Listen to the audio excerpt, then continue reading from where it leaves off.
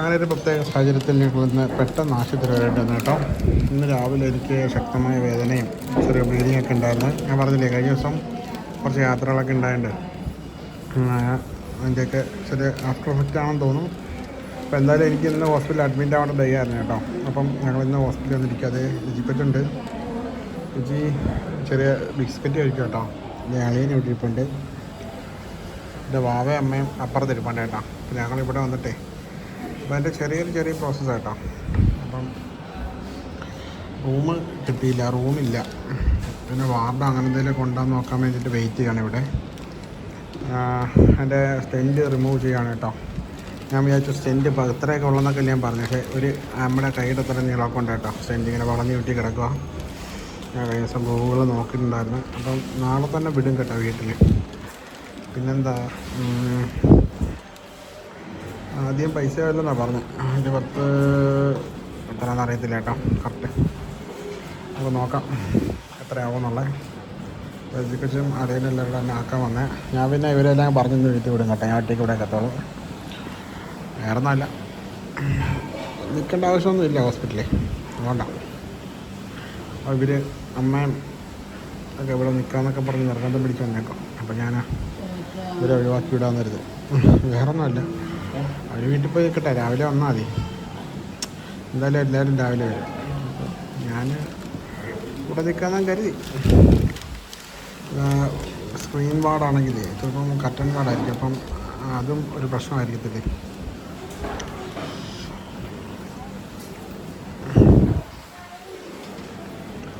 അതൊക്കെ കൊണ്ടാണ് അവരങ്ങ് പോകുന്നത് കേട്ടോ. സമയം 5 മണിയാകുമ്പോൾ പോകണം. നമ്മൾ ഇതുവരെ അഡ്മിറ്റ് ആക്കിയില്ല. ഇന്ന് അഡ്മിറ്റ് ആക്കിയിട്ട് നാളെ അത് റിമൂവ് ചെയ്തിട്ട് വീട്ടിൽ പോകണം. അതാണ് പ്ലാൻ. ഇതൊക്കെ ചെയ്തിട്ട് ഇറങ്ങിയ വിഷമമാണ് ചെറിയ. എന്നാലും അതൊക്കെ മാറിയിട്ടുണ്ട്. ഫോണിലൊക്കെ നോക്കിയിരിക്കുക കേട്ടോ. അതിലിരിക്കുന്ന ബിസ്ക്കറ്റാണ്. ഡ്രസ്സ് അങ്ങനെ ഉണ്ട്. രുചിയുടെ ഒരു കാലം കുരിശ് കാണുന്നില്ല. രുചിയുടെ മറ്റേ വീൽ ചെയർ കംപ്ലൈൻ്റ് ആയിപ്പോയിരുന്നു. അപ്പോൾ നമ്മൾ ഓൺലൈനിൽ നിന്ന് വാങ്ങിയൊരു വീൽ ചെയറാണ് കേട്ടോ.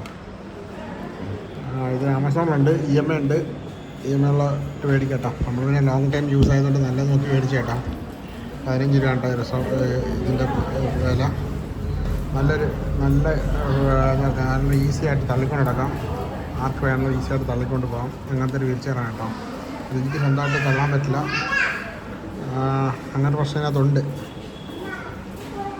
അതൊക്കെയാണ് വിശേഷങ്ങൾ കേട്ടോ. ബാക്കിയൊക്കെ പിന്നെ പറയാം. പോരാവേ, ഇത് കൊടുത്തിട്ടോട്ടെ. അപ്പോൾ നമ്മുടെ അഡ്മിഷൻ്റെ പേപ്പർ കിട്ടി കേട്ടോ. അപ്പം നമ്മൾക്ക് റൂമിൻ്റെ ചാർജ് വരുന്നത് 450 രൂപ കേട്ടോ. റൂമിൻ്റെ ചാർജ് വരുന്നത്. അപ്പം റൂമല്ല, ഒരു കർട്ടൻ വാർഡാണ് കേട്ടോ. അപ്പോൾ ഒരുപാട് പേരെല്ലാം കർട്ടൻ വെച്ച് മറിച്ചിട്ടുള്ള ഒരു വാർഡാണ് കേട്ടോ. അപ്പോൾ അവിടെയൊക്കെ വന്നിട്ട് അമ്മയ്ക്കൊക്കെ നിൽക്കാനൊക്കെ ബുദ്ധിമുട്ടല്ലേ. അപ്പം അമ്മ പോകുന്നതായിരിക്കും നല്ലത് അങ്ങോട്ട് വീട്ടിലോട്ട്. പിന്നെ ഇതുകൊണ്ട് ക്യാഷ്വാലിറ്റി കൊടുക്കാനാണ് പറഞ്ഞേക്കുന്നത്. കൊടുത്തിട്ട് വരാം.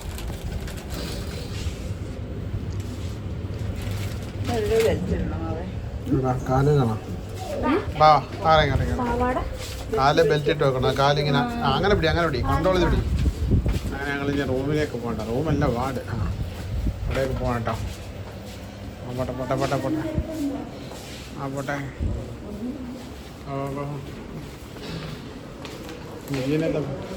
സെക്കൻഡ് ഫ്ലോറാണ് നമ്മൾ എടുത്ത് കേട്ടോ. ഇല്ല, കട്ടൻ വാർഡ് എന്ന് പറഞ്ഞിട്ടുണ്ട്. അത് കട്ടൻ വെച്ചിങ്ങനെ മറയ്ക്കും. അപ്പോൾ ഈ സൈഡിൽ ഏതൊരു ബെഡ് എന്നാണ് പറഞ്ഞത് കേട്ടോ. റൂമിൻ്റെ റേറ്റ്, ഈ വാർഡിന് വരുന്ന റേറ്റ് 450 രൂപയുണ്ട് കട്ടൻ വാർഡിന് വരുന്നത്. എനിക്കാണെങ്കിൽ ഒരു കുഴപ്പമുണ്ട്. എനിക്ക് ഇടയ്ക്കിടയ്ക്ക് ഈ ടോയ്ലറ്റ് പോകണം കേട്ടോ. ഇത് സ്റ്റെൻറ്റ് കിടക്കുന്നതുകൊണ്ട് അതങ്ങനെ ബുദ്ധിമുട്ട് കേട്ടോ. അപ്പോൾ അതുകൊണ്ടാണ് ഇനി റൂം നോക്കുന്നത്. അപ്പോൾ നമുക്കൊരു സൗകര്യമായിരിക്കില്ല. പക്ഷേ ഇതിൽ റൂം കിട്ടിയില്ല. റൂമെല്ലാം വേക്കണ്ട. റൂം വരണം പോലും ഒഴിവില്ല.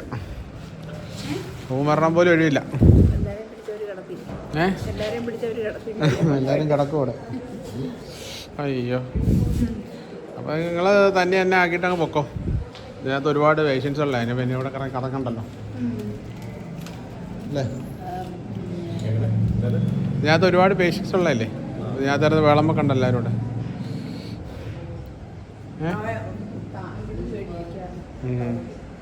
അപ്പം ഞാൻ ലിജി വിളിച്ചിട്ടുണ്ട് കേട്ടോ. അവരെല്ലാം കൂടെ ഒരു ടവല് മേടിക്കാൻ വേണ്ടി പോയി. ലിജി എന്നോട് പറയാം ഞാനിവിടെ നിൽക്കട്ടെ, ഇന്ന് രാത്രി എൻ്റെ കൂടെ നിൽക്കട്ടെ എന്ന് പറഞ്ഞ് നിൽക്കും കേട്ടോ. ഞാൻ പറഞ്ഞു വേണ്ട, വീട്ടിൽ പോയി കിടന്നുറങ്ങാൻ പറഞ്ഞു. സുഖമായിട്ട് വീട്ടിൽ കിടന്നുറങ്ങാനേ. ഞാനിവരെയൊക്കെ നിർബന്ധിച്ച് പുറത്ത് വീട്ടിൽ വിടുന്നതിന് എനിക്ക് പ്രത്യേക കാരണമുണ്ട്. വേറെ ഒന്നുമല്ല,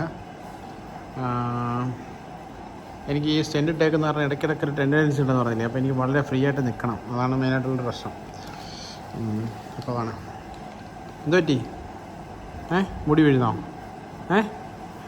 അവിടെ ഹെയർ ഇത് വെച്ചിട്ട് ഹെയർ ബാൻഡ് മേടിക്കാൻ പറയണോ?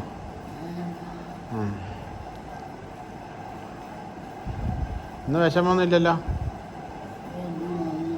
ഇല്ലല്ലോ. ഹാപ്പി ആക്കി. നാളെ ഉച്ചയ്ക്കാൻ വരും. എന്നിട്ട് കളറ് കലക്ക് ഞാൻ കല്ലൊക്കെ പോയി.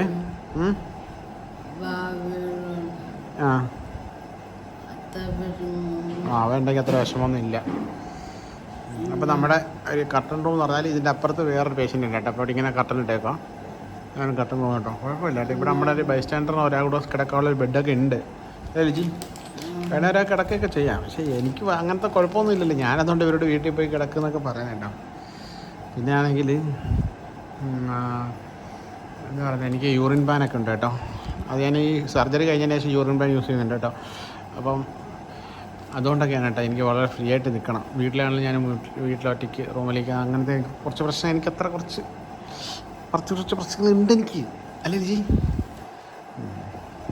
അതെന്താ ഇത്ര എടുത്തെടുത്ത് പറയുന്നറിയാം. കഴിഞ്ഞ പ്രാവശ്യം ഞാൻ ഹോസ്പിറ്റലിൽ വന്നപ്പം ശ്രീകുട്ടൻ മാത്രം എൻ്റെ കൂടെ ഉള്ളായിരുന്നു കേട്ടോ. അന്ന് കമൻറ്റ് ചെയ്തിരുന്നു, ആരൊക്കെ കമൻറ്റ് ചെയ്തിട്ട് എൻ്റെ അടുത്ത് നിൽക്കാൻ ആരുമില്ല എന്നൊക്കെ പറഞ്ഞിട്ടോ. ഞാൻ ഇവരെയൊക്കെ നിർബന്ധിച്ച് വിട്ട ഈ അമ്മയും ലിജിയും ഒക്കെ കൊച്ചുമൊക്കെ അവിടെ ഇവിടെ എൻ്റെ കൂടെ ഉണ്ടായിട്ട് ഞാൻ ഇവരെ നിർബന്ധിച്ച് വീട്ടിൽ പറഞ്ഞു വിട്ടതാ. സമാധാനത്തിന് ഒരു സമാധാനത്തിന് വേണ്ടി ശ്രീകുട്ടനെ ഇവിടെ നിർത്തിയിട്ട് പോയതാണ്.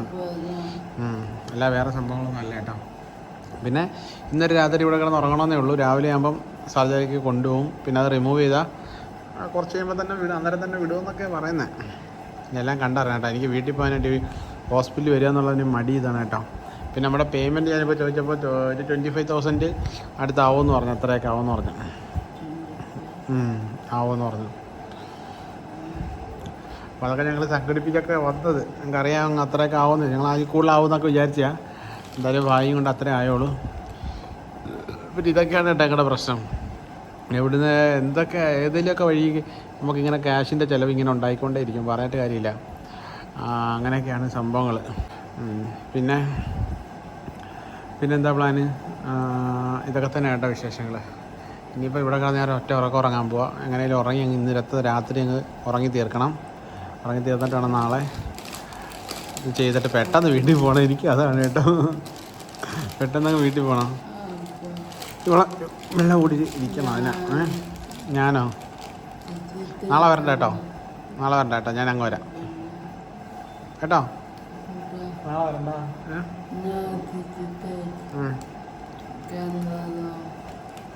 ശ്രീധര കിടന്നോ? ഓ ചേച്ചി 9 മാസം കിടന്ന ഓർമ്മ വന്നപ്പോൾ പെട്ടെന്ന് വീട്ടിൽ പോകാനുള്ളൊരു ടെൻഡൻസി ഇല്ലേ? ലിജി ഭയങ്കര കരച്ചിൽ തന്നിട്ട് എല്ലാ ദിവസവും വീട്ടിൽ പോകാൻ വേണ്ടിയിട്ട്, വീട്ടിൽ വിടണമെന്ന് പറഞ്ഞു. കാരണം ഹോസ്പിറ്റലിൽ കിടക്കാൻ അത്ര ഒരു ബുദ്ധിമുട്ടാണ് കേട്ടോ. ഒരു ദിവസം കിടക്കുമ്പോൾ ബുദ്ധിമുട്ട് എനിക്കറിയാം. ഞാൻ സർജറി കഴിഞ്ഞിട്ട് ലാസ്റ്റിൻ്റെ സർജറി കഴിഞ്ഞിട്ട് തന്നെ നേരെ ICUയിലോട്ടാണ് കൊണ്ടുപോയി കേട്ടോ. ICUയിൽ കൊണ്ടുപോയി അതിനൊക്കെ പിന്നെ സർജറി റൂമിൽ കയറുമ്പോൾ തന്നെ എനിക്ക് ശരിക്കും പറഞ്ഞാൽ സർജറി റൂമിൽ കയറിയത് മാത്രമേ കയറി ഒരു ഇഞ്ചക്ഷൻ എടുത്തിട്ട് ഡോക്ടറിനോട് പറഞ്ഞു ഇപ്പോൾ ഒന്ന് ചെറുതായിട്ട് മയക്കം വരും, ഉറങ്ങുമെന്ന് പറഞ്ഞു. അത് മാത്രം കേട്ടാൽ എനിക്ക് ഓർമ്മയുള്ളൂ. പിന്നെ ഞാൻ സർജറി കഴിഞ്ഞിട്ട് അച്ഛനെ ചെറിയൊരു മയക്കത്തിൽ അച്ഛനെ കാണുന്നതാണ് ഓർമ്മ. അതിന് ICU കൊണ്ടുപോയി. ICUയിൽ ഞാനൊരു ഉച്ചയ്ക്ക് 1 മണിക്ക് ICUയിലെത്തിയതാണ്. ആ 1 മണി തൊട്ട് എനിക്ക് ബോധം വരുമ്പം ഒരു 1:30-2 മണിക്കൊക്കെ എനിക്ക് ചെറിയ ബോധമൊക്കെ ഉണ്ട് കേട്ടോ. ആ ബോധം കിട്ടിയതിന് ശേഷം ഞാൻ സമയം പോകാൻ പെട്ട പാട്. കുറച്ച് നേരം ഉറങ്ങും. ഒരു അപ്പച്ചയുണ്ട് കേട്ടോ, അപ്പുറത്തെ പേഷ്യൻ്റ് കേട്ടോ. അപ്പോൾ കുറച്ച് നേരം ഞങ്ങൾ ഉറങ്ങും. പിന്നെ കുറച്ച് നേരം ഞാൻ ഉറങ്ങും, വീണ്ടും കണ്ണുറങ്ങുന്ന സമയം നോക്കും. അങ്ങനെ ഒന്നും പറയണ്ട എൻ്റെ പൊന്നു മോനെ ലലിജി. സമയങ്ങളാൻ കുറേ പാടിട്ട് ഞാൻ പുറത്തിറങ്ങാൻ വേണ്ടി. കാരണം എനിക്ക് അത്രത്തോളം ICU എന്ന് പറയുന്ന ഒരു ജീവിതം ഭയങ്കര മടുത്തു. അപ്പോൾ എനിക്ക് ഞാൻ എപ്പോഴും ആലോചിക്കട്ടെ ലിജീനെയൊക്കെ സമ്മതിക്കണം കേട്ടോ. അതുകൊണ്ടാണ് ലിജിക്ക് ആശുപത്രി എന്ന് പറഞ്ഞാൽ പേടിയാണ് പോകാനായിട്ട്. എന്ത് അസുഖം വന്നാലും ആശുപത്രി കിടക്കാൻ പറഞ്ഞ പേടി. പിന്നെ ഇപ്പം അന്നൊക്കെ പിന്നെ കുഴപ്പമില്ലായിരുന്നു. ഇപ്പാണ് പോകത്തില്ല. ഇപ്പോഴാണേ പറ്റത്തില്ല. ഞാൻ മൊബൈല് ഇജി മൊബൈലിൽ അഡിക്റ്റ് ആയിപ്പോയി. ഉറങ്ങാനായിട്ട് മൊബൈൽ വേണമെന്നാണ് പറയുന്നത്. ഇനി ഇതൊക്കെയാണ് കേട്ടോ നമ്മൾ എന്താ പറയുന്നത്, ഇങ്ങനെ ഒരുപാട് പ്രശ്നങ്ങളുണ്ട് കേട്ടോ. അതുകൊണ്ടാണ് പലരും നമ്മളങ്ങ് പലരും നമ്മൾ വിളിക്കാൻ ചോദിക്കുന്നത്, നിങ്ങൾ ഇതുവരെ രക്ഷപ്പെട്ടില്ല ഇവിടെ പ്രശ്നങ്ങൾ മാറിയില്ല എന്ന് ഒരുപാട് പേര് അതൊക്കെ പറഞ്ഞ് ഓരോരുത്തർ വിഷമിക്കാറുണ്ട്. ചിലർ ഇങ്ങനെ ചോദിക്കാറുണ്ട്, എന്ത് ചെയ്യാനാ, നമ്മളിങ്ങനെ എന്തെങ്കിലും ചെയ്താൽ നമുക്ക് എന്തെങ്കിലുമൊക്കെ വള്ളി ഇങ്ങനെ വന്നുകൊണ്ടിരിക്കും. അതുകൊണ്ട് ഞങ്ങൾ വിചാരിച്ചേക്കുക, ഇനിയിപ്പോൾ ലിജി എഴുന്നേറ്റ് എങ്ങനെയും ഒരു 2 മാസം കൂടെ ഫിസിയോതെറാപ്പിയും എല്ലാം ഒക്കെ ചെയ്ത് സെറ്റപ്പാക്കി ലിജി എഴുന്നേറ്റ് നടന്നിട്ട് ഞങ്ങൾ ഈ ലോകം ചുറ്റാൻ പോകും അല്ലേ ലിജി? അങ്ങനെയൊക്കെ പ്ലാനായിട്ടോ. കാരണം നമ്മുടെ ജീവിതത്തിലായിട്ട് ഇനി നമ്മളെ ലക്ഷ്യങ്ങൾ നമ്മുടെ മനസ്സിനെ സന്തോഷിപ്പിക്കുക എന്നുള്ളത്, അല്ല ഇല്ലാത്ത കാര്യങ്ങളെക്കുറിച്ച് സങ്കടപ്പെടാനോ അങ്ങനെയൊന്നും സമയമില്ല കേട്ടോ. സത്യം പറഞ്ഞാൽ അതൊന്നും സമയമില്ല എന്നുള്ള സത്യമാണ്. ഇതെല്ലാവരും ഇങ്ങനെയൊക്കെ ആയിരിക്കും ചിന്തിക്കുന്നത്. പക്ഷേ എന്നാലും നമ്മുടെ ചില പ്രശ്നങ്ങൾ വരുമ്പോൾ നമ്മൾ സങ്കടപ്പെടും. അത് പറഞ്ഞിട്ട് കാര്യമില്ല. അതുകൊണ്ട് അങ്ങനത്തെ കാര്യങ്ങളൊക്കെയാണ് ഇല്ലടി. ഞാനും ഇവളും കൂടെ ഉണ്ടല്ലോ, അപ്പോൾ അപ്പം തന്നെ ഞങ്ങൾ ഹാപ്പിയാണ് എല്ലാ കാര്യത്തിലും ഇല്ലടി. ഞങ്ങൾ ഒരുമിച്ചുണ്ടല്ലോ, അപ്പോൾ അത് തന്നെ ഞങ്ങളുടെ ലൈഫിൽ ഏറ്റവും വലിയ ഹാപ്പിനെസ്സാണ്.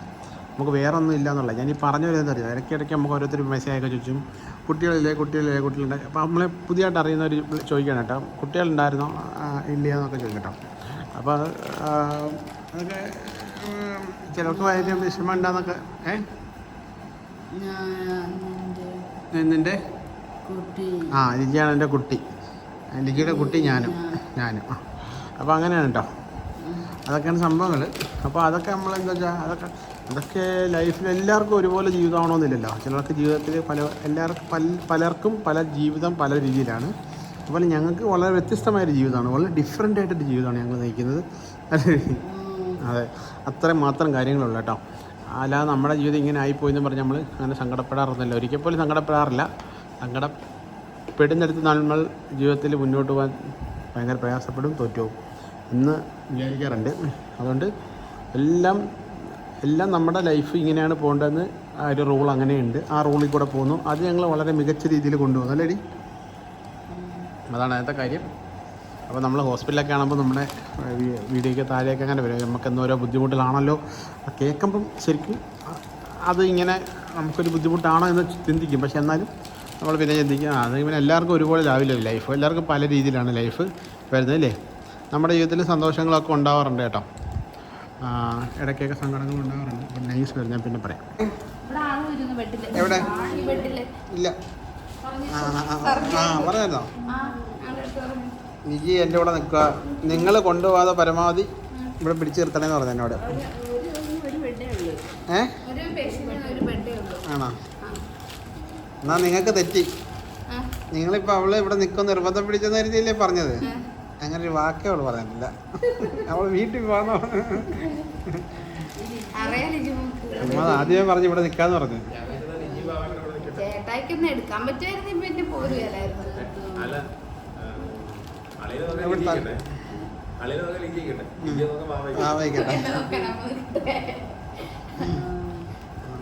അങ്ങോട്ടൊന്ന് കിടത്തേ. അതേ പൊക്കോ ഡയപ്പർ ഇപ്പൊ കെട്ടണുണ്ടല്ലോ. നല്ല ഡയപ്പർ വീട്ടിൽ ഇരുന്നിട്ടാണ് ഞാൻ വിചാരിച്ചു ഇപ്പം വേണമെന്ന് പറഞ്ഞിട്ട് ഇപ്പൊ അന്നേരം കൊണ്ടുവന്നില്ല എന്നെ ഓടിക്കും. എന്നിട്ട് ഡയപ്പർ മേടിച്ചോ? വേണ്ടായിരുന്നല്ലോ. ഇല്ലമ്മ മേടിക്കുന്നത് എൻ്റെ അടുത്ത് തന്നെ പിന്നെയും പറഞ്ഞു, അവിടെ വെച്ചും പറഞ്ഞു. അപ്പൊ ഞാൻ വിചാരിച്ചു എപ്പോഴും മാറി, വീട്ടിൽ വെച്ച് 4 പ്രാവശ്യം മാറി ഡയപ്പർ. അപ്പൊ ഇത് ആർക്കും തന്നപ്പോ 3 പ്രാവശ്യം മുണ്ടിട്ടുണ്ടാവും വിചാരിച്ചു.